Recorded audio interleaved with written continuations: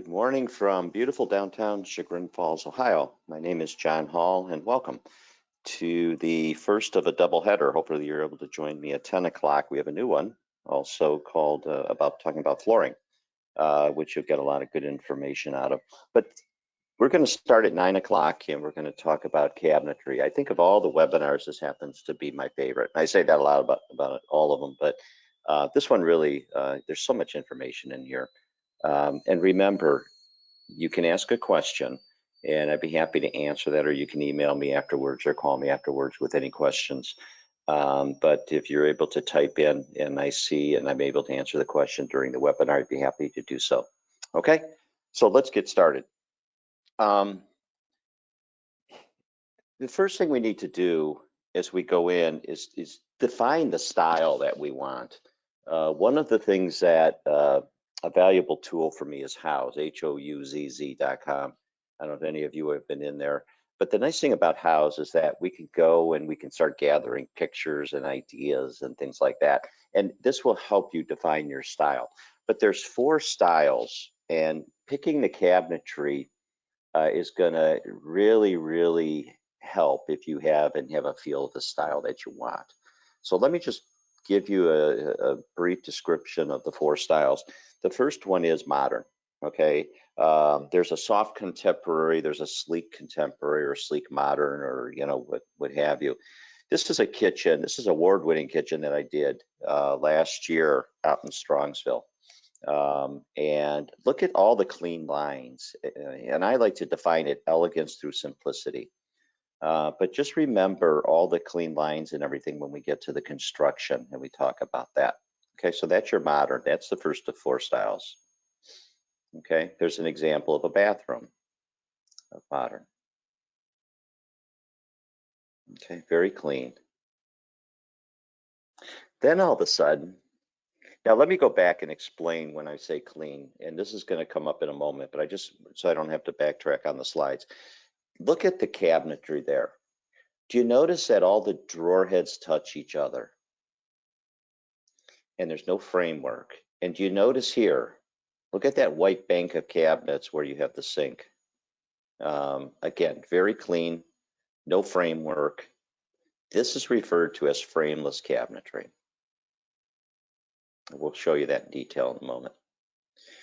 Now all of a sudden you say, okay, John, you know what? I love those clean lines, but can I get rid of that sleek look and can I have a traditional door?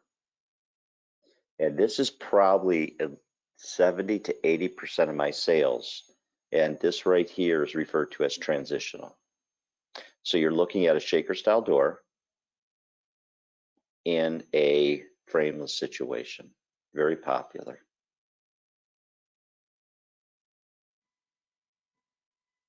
And there's a look when you do that in a bathroom setting.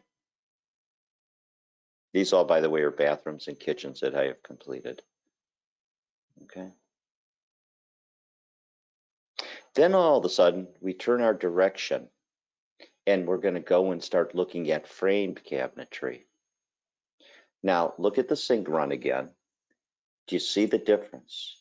Do you see the framework in between the drawers? This is a much more traditional type of construction. And usually when people do this, they go and they put the door, it's actually called inset, where it sticks into the frame. Okay, so what you're looking at there is referred to as inset cabinetry, and this is a country feel. Now, what's defining the country is the finish. Like, look at that, it's a glazed, like a brush glaze finish. And also look at all the accessorizing. Look at the stools, look at the legs on the stools, and look at the table and the light fixtures. And she did a great job of like the tile backsplash. So that's country, that's the 3rd style.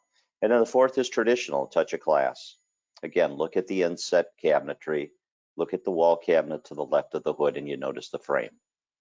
So this is all very important as you go through now and we start talking about cabinetry, because a lot of this is going to define where you go with it. Okay, again, a more traditional look, there's all your framework. This is probably the best picture to see all of that framework going around the cabinetry.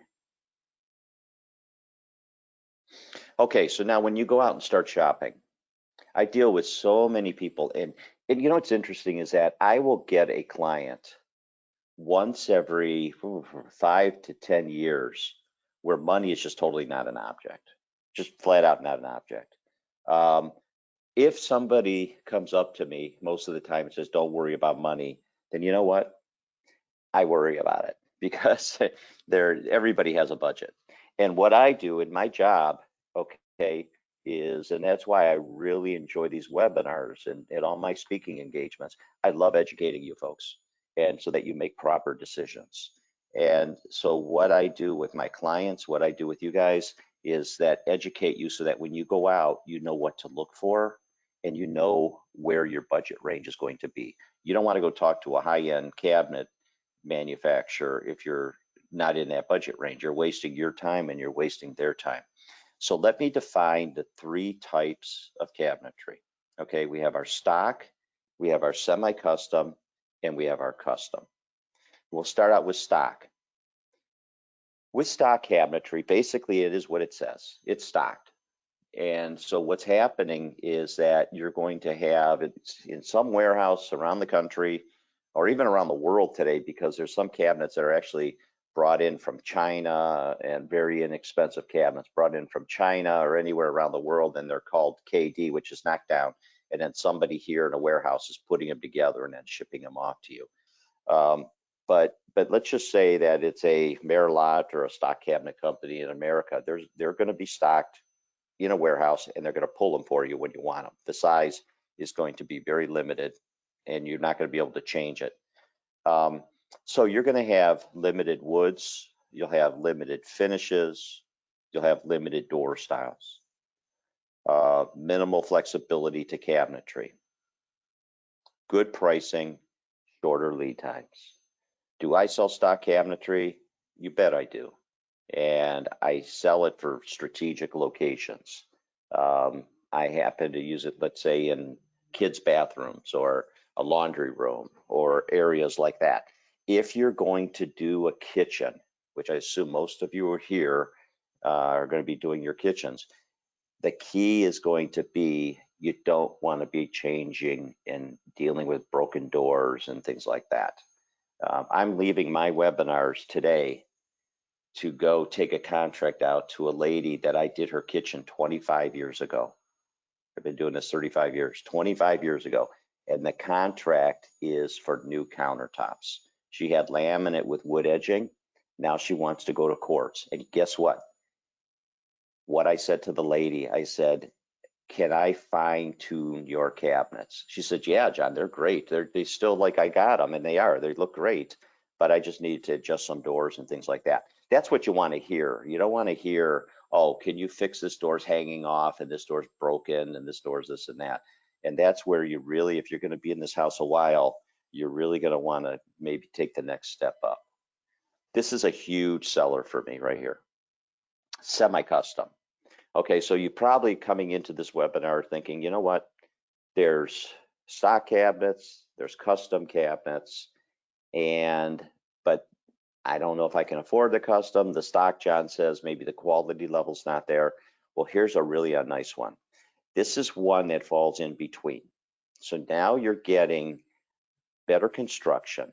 And the other thing that's nice about semi-custom, you start buying parts of the cabinet a la carte.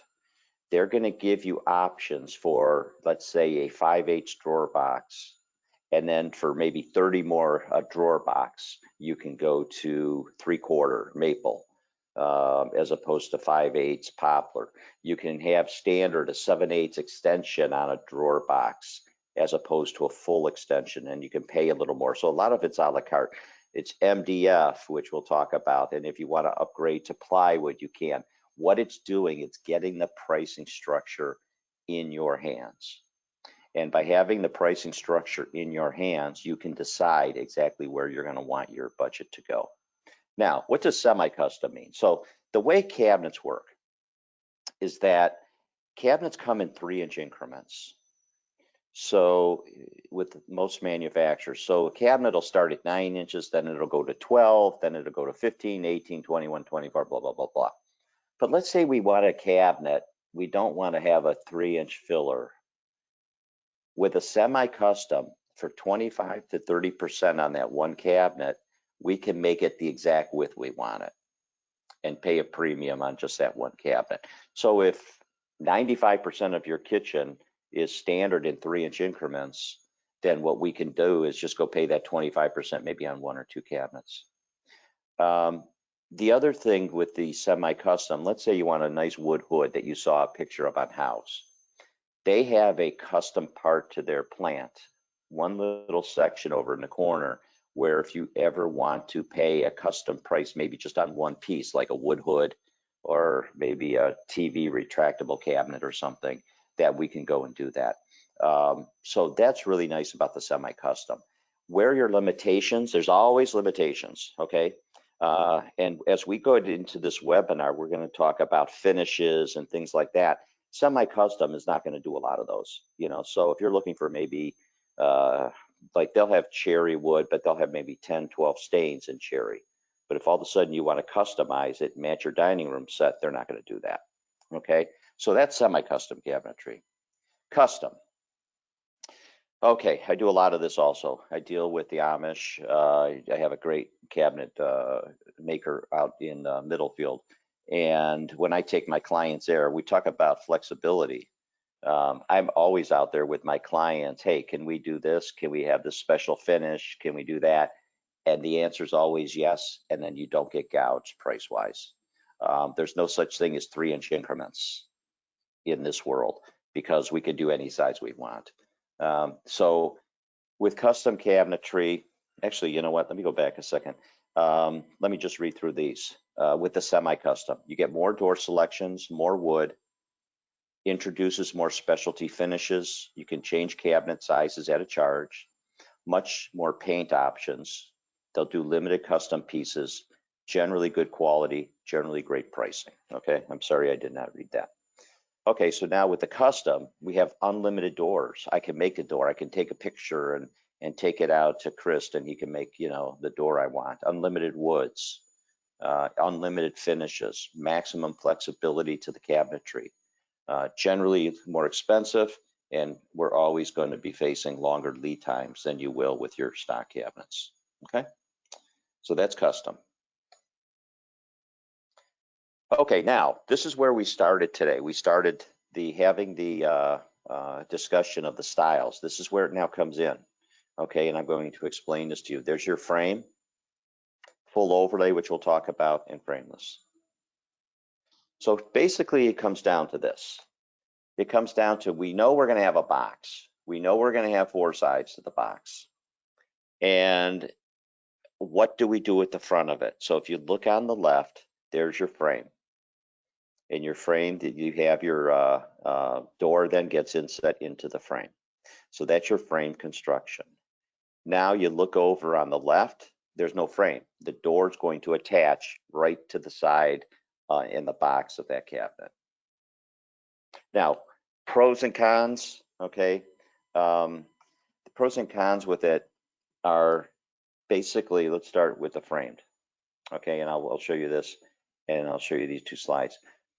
With the frame, you're going to get sturdier construction. So you can make if you go with a frame cabinet, one thing that we like to do on a long run is, as long as we can get it into the house, we could go maybe 6, 7 foot, 8 foot with a run of cabinetry where you don't have seams in between your cabinets, you know, with the custom. If you do frameless, you can only go up to so wide with a cabinet, maybe anywhere from 36 to 48 inches, depending on the manufacturer. So those are just some of the little bit of the limitations, and really it's not a deal breaker either way. You're going to do this more out of style. The other thing is that people always ask me, do I get less storage capacity with the frame versus the frameless? The answer is no. You're going to get the same. Your opening, getting into that storage space, is going to be a little bit less because you have the frame. Notice also on this frame cabinet that you have hinges. Hinges are an option, or actually exposed hinges are an option. So you can either have the look if you want that furniture feel, or you can go and have them hidden and have a nice self-close even with the inset. Okay, so here you can get just some a little bit of lay of the land with the face frame and the frameless. So the face frame works with inset doors. We talked about that. Works with standard overlay doors. We'll come up and tell you what a standard overlay is. There's that smaller opening, takes up more space, cannot adjust the hinges. That is one interesting thing with when you go into inset cabinetry with the frame. It's very limited. If you live on a lake, let's say one of you folks is going to call me from Bay Village and you're on the lake, and you say you want a traditional inset cabinet. I'm not going to sell it to you because the humidity on the lake, that wood is going to expand and contract, and you're going to have issues with that expansion. So that's something really to take. If we have any Akron people, down at the lakes down there in the Akron area, Portage Lakes and things like that. So we have to be careful with that. And then on the frameless, there's the wider opening, easier access to the inside, takes up less space, adjustable hinges, the hinges attached to the box. Okay. And then in the middle would be your overlay. And what the full overlay is, you can take, like I offer with the Amish, you can take a framed cabinet and put a door on, and it covers almost the entire frame. So it'll look frameless. The gaps will be just a little bit wider between the doors, but there's a lot more flexibility than that we can do with moldings and we can do with a lot of different things. So that's what the full overlay is. Okay. So let's get into cabinet construction. What do we look for in a cabinet? Number one, we want to talk about the sides. What are the sides going to be? We want to talk about the box material, drawer box thickness, drawer box construction, the cabinet interior material options, and then what do we do with the exposed ends? This is the guts of the cabinet. This is what is going to, if you're going to have issues with breaking, things like that down the line, these are the things that you want to be aware of up front to look for so that you don't have the issue. Okay, now the first thing, let's talk about the drawer. This is a framed cabinet. This has a pull-out drawer with undermount glides. Now you notice that the cabinet, if you look close, that is not plywood. First of all, if anybody tells you that they can offer you a solid wood cabinet, they're not telling you, not that they're telling you a lie, they're playing with words, okay? You can't have solid wood on a cabinet because of warpage. And I'm sure I'm going to tell you a story at 10 o'clock with the flooring about a job I was on this week, but basically they had 10-inch wide planks. It was a century home. They had 10-inch wide planks in the kitchen, and the dishwasher let go. And all of their wood in their kitchen has what's called cupping. So it's like warped. And same thing with cabinetry. If you go with solid wood, long expanses of it, it's going to warp. So that's why now somebody can say, you know what, John? Somebody said to me that they can give me an all wood cabinet. Then they are accurate. So the difference is that using plywood instead of this MDF. Am I a big turnoff person with MDF? No. MDF is medium density fiberboard. It's strong. It has a lot of nice properties to it. Do you notice I'm not saying flake board? When you get into your really inexpensive stock cabinets, they use an inexpensive flake board, and your rollouts and the weight of your rollouts are just going to tear the sides right apart. So you just want to make sure that the sides and the construction that you're getting, okay, are going to be substantial. Now, the thickness of the sides, if you're going frameless, which most of you will probably do, then you're going to have 3/4 inch sides. And again, it could be either MDF or it could be plywood. If you're going to go with an inset cabinet, most manufacturers use about 5/8 material, either plywood or MDF. Okay.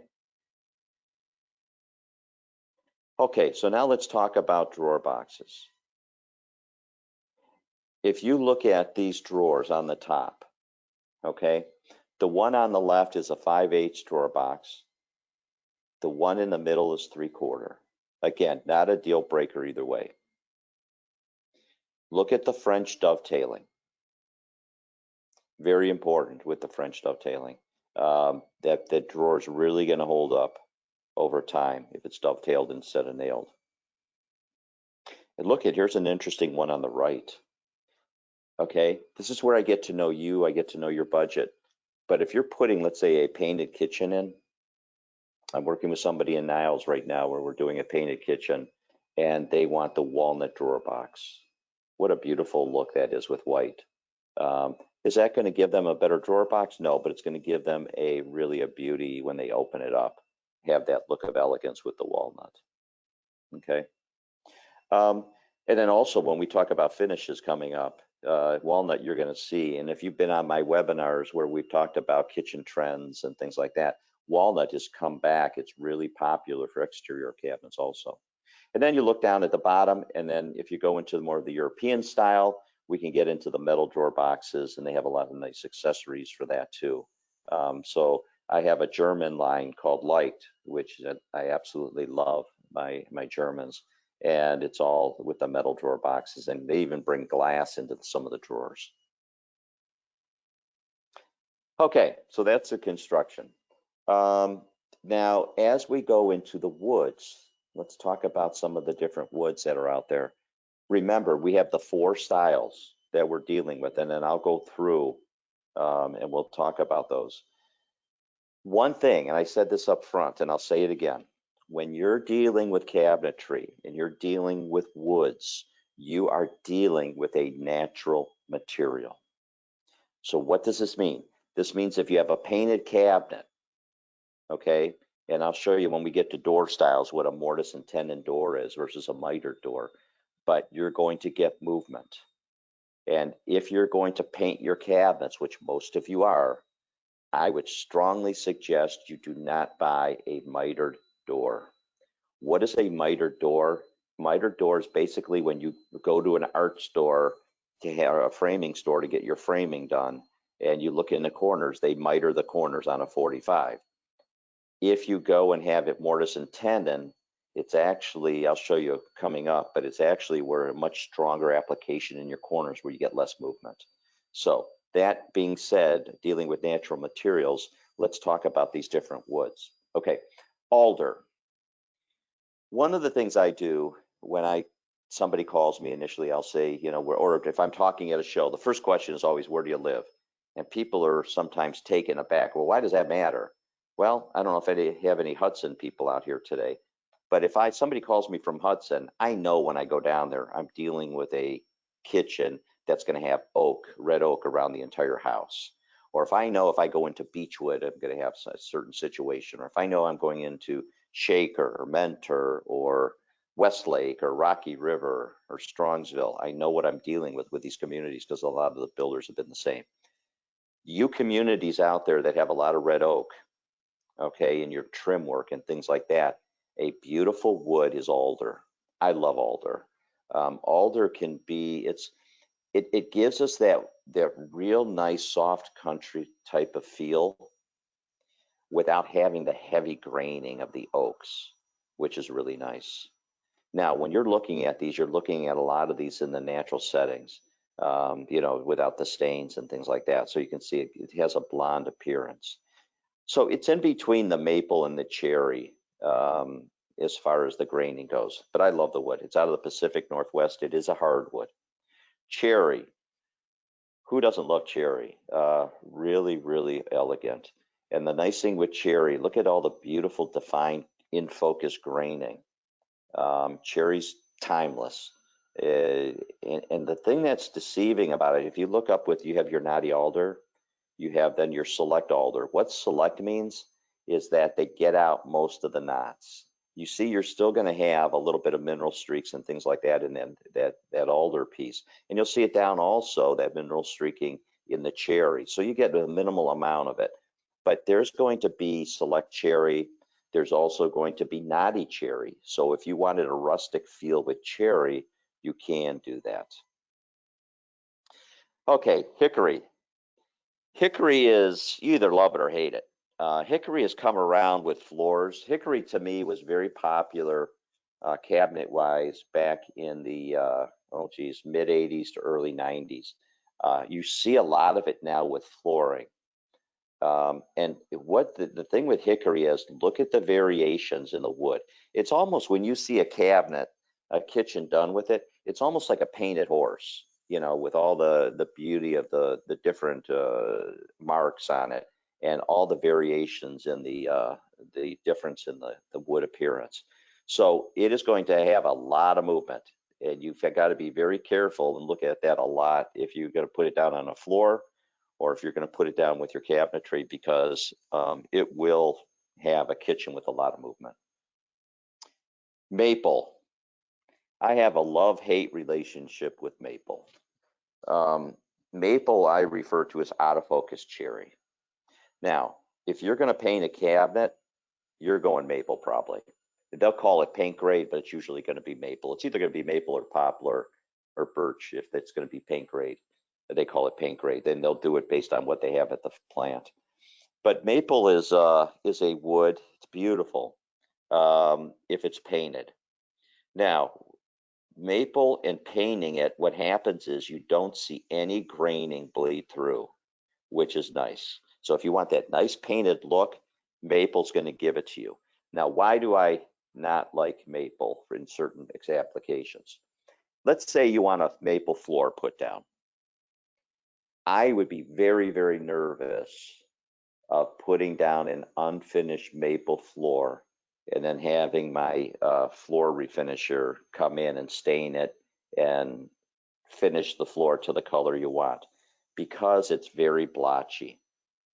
And there's certain stains that even the cabinet manufacturers are not going to do because of the lighter maple colors. It gives a very, very bad appearance. It'll show some maple splotchiness. So you've got to be very, very careful with maple in doing your selection process. You go with different darker stains or you paint it, in my opinion. One thing also with cherry that I failed to mention, all of these woods are pretty consistent, but cherry is going to darken a whole shade.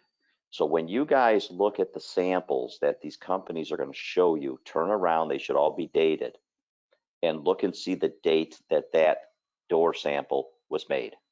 So if you got a cherry door sample, let's say you come to me and I didn't have a door. I make a door for everybody, or if I don't have one, so that you guys can see before we start the kitchen. But all of a sudden, if you go and I have to make a cherry door and it comes, I'm going to tell you. Now it's going to darken a whole shade from what you have here. Within a month, it will darken. So if you have and look at an existing cherry door that somebody has, and then your kitchen comes, say, wait a minute, that's not what I ordered. It's a whole shade lighter. Well, of course, it's going to darken to that. So that's something you need to be aware of. Okay, now let's go one step more with paint. Okay, and that's called MDF. That's that medium density fiberboard. So let's say you come to me and say, you pull me aside, say, John, you know what?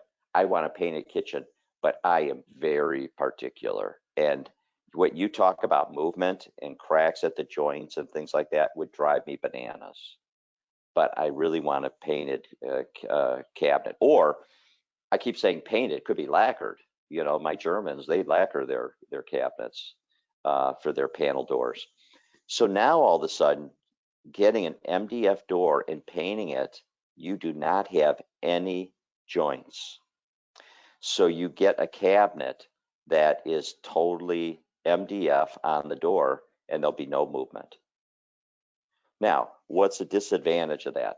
Well, most folks have in their heads, well, I don't want to buy a kitchen and spend all that money and have MDF. I want real wood. Okay, and I get a lot of that. And then the other thing too is there's going to be a lot of restrictions with cabinet companies. They're only going to offer so many different door styles, like maybe one or two that are going to be MDF. But it's out there for you. So, and if you live on the lake, and there's going to be less movement. Not that I would do an inset still, but as far as a door, a painted door, an MDF would be nice. Okay, now red oak, I haven't sold a red oak kitchen in probably 20 years. So, and not even flooring today. When we talk at 10 o'clock for whoever's going to join me, you know, the red oak, even in flooring, is not that popular. But there's a lot of heavy graining to it.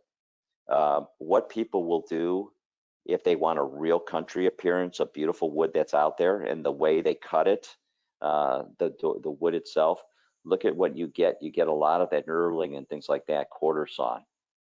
I'm doing a bathroom for somebody, and we were sitting down in their family room, and they had we were picking doors for the bathroom, and just looking around, I noticed all these antique pieces, and they were absolutely gorgeous with the quarter sawn oak. So if you really want a beautiful country kitchen with movement, it's going to have some movement to it, but you could consider the quarter sawn oak.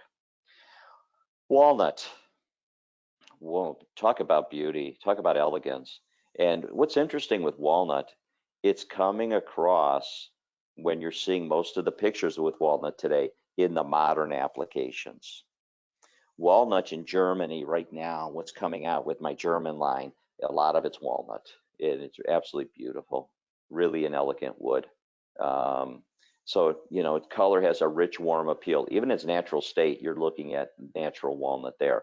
Where walnut is in my world is, like I said, drawer boxes, interiors, things like that. Now, some of the more exotic woods that are popular with the Europeans, not with the Americans as much, and you would not do a whole kitchen in this, but different areas that you would do, and not as popular today as it was maybe 5, 10 years ago. But let's say maybe there's a bar area in the kitchen or something there. You could put an exotic wood in and really create a focal point to stand out. So you will see a lot of this wangi, bamboo, zebra wood in more of your modern applications as opposed to traditional. It would not work with the traditional. Okay, cabinet finishes. So now we've talked about construction. We've talked about the different woods that are out there. So now all of a sudden, let's go and start talking about putting the finishes on. This is where you get a big break, a huge break in the stock versus the semi-custom versus the custom. What's on this page right here? So paint versus stain. Sheen. How shiny does the finish become? We'll talk about that. Hand wipe versus machine sprayed. So when you get into your stock cabinets and you get into your semi-custom, they're going to spray the stain on as opposed to hand wiping it. And you get a much more depth to it when you're doing the hand wiping. Laminates, lacquers, acrylics, laser edge details with today's laminates, distressing, glazing. So we'll talk about all those. Okay, let's stay on this page and finish off on talking about the sheen and a couple of these things. Okay, with the sheen, when they put the conversion varnish on it, they're going to go and have different sheen applications. So this, I'm going to throw some numbers, but it's so many particulates per million or whatever it is. I don't understand the exact formula, but the numbers that I understand are most cabinet manufacturers, like semi-custom and stock, is going to be a 35 sheen. When you start getting into the custom cabinets, you don't want the cabinets to look like they just came out of the box. You want them to look like they've been in your house a while. And that's when you start going down to a 20 sheen. So your custom cabinets are going to offer you a 20 sheen. Now, some folks like to even have a flatter look. They have almost no sheen, and then you can get into a 10 sheen. So that's what the sheen means, and that's something that you have to consider. I'm going to make you guys dangerous after today going out and really knowing, but you're investing a lot of money. You should know this stuff, you know. We talked about the hand wipe versus a machine sprayed. Laminates, lacquers, acrylics. You know, the Europeans I mentioned will do the lacquers. Lacquer is much more durable than paint. but much harder to fix should it get chipped or something.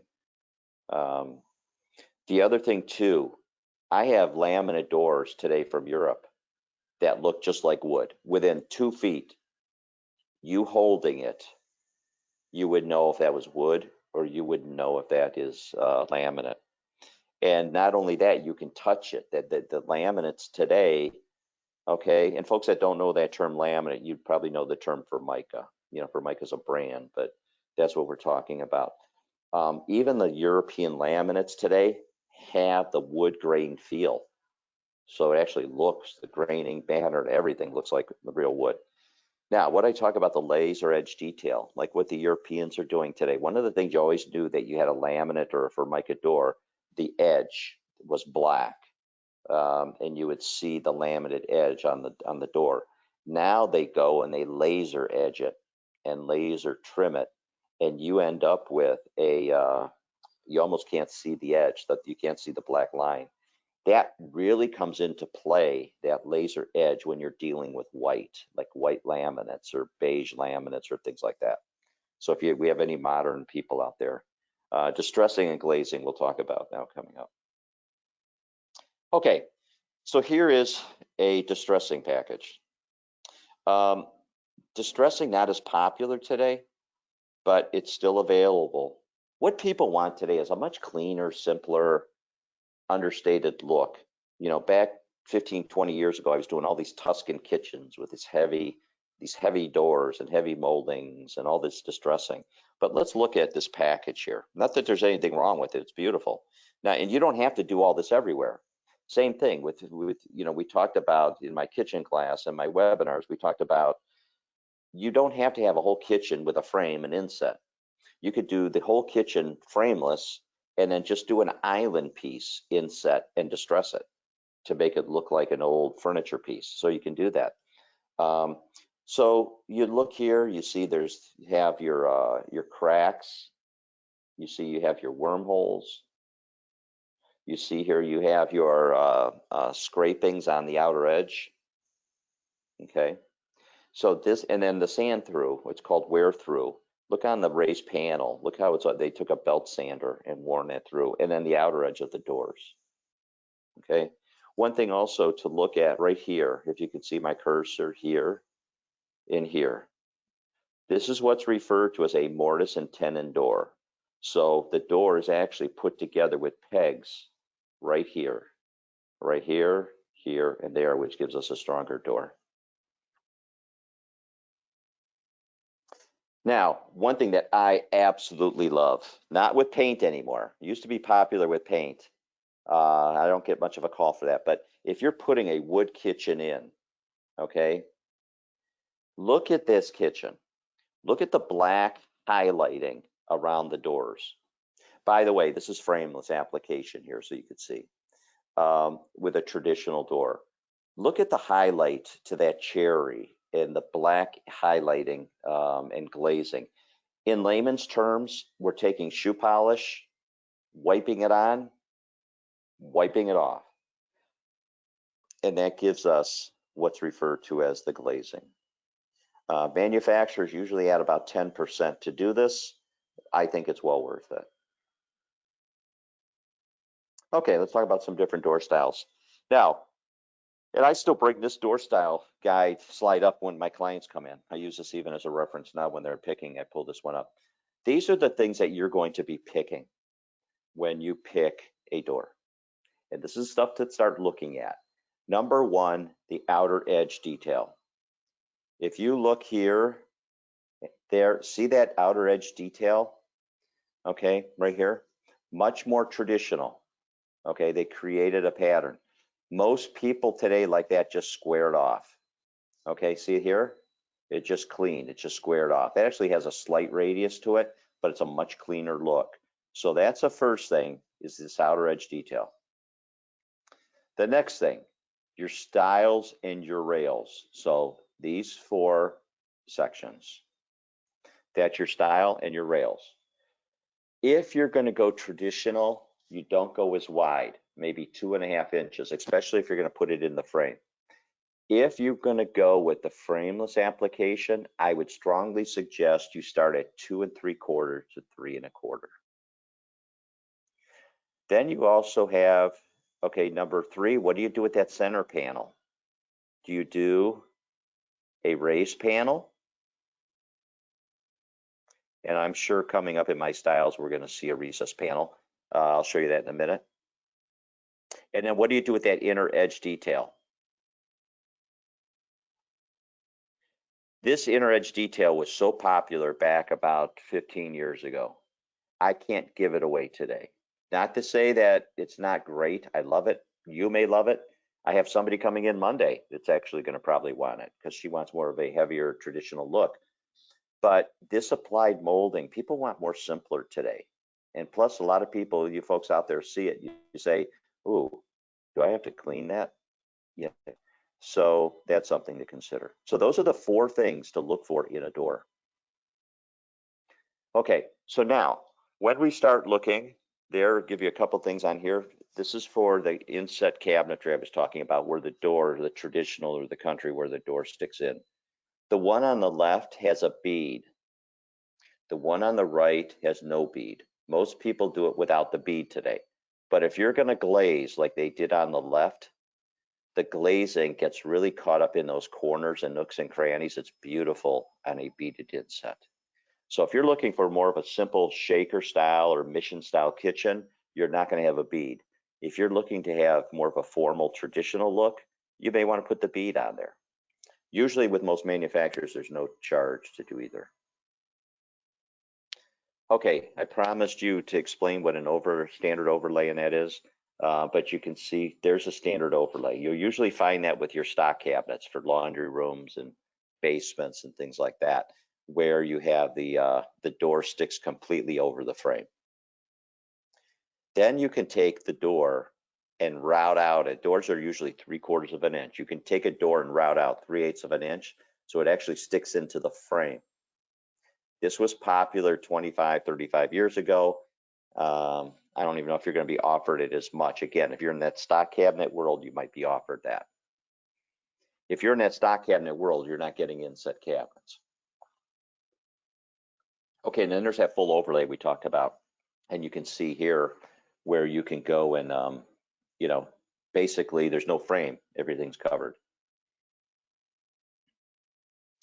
Okay, now on the left is your flat panel. That's going to be for more of your modern, your European, my Germans, things like that, to give you that more modern feel. It's called a flat panel.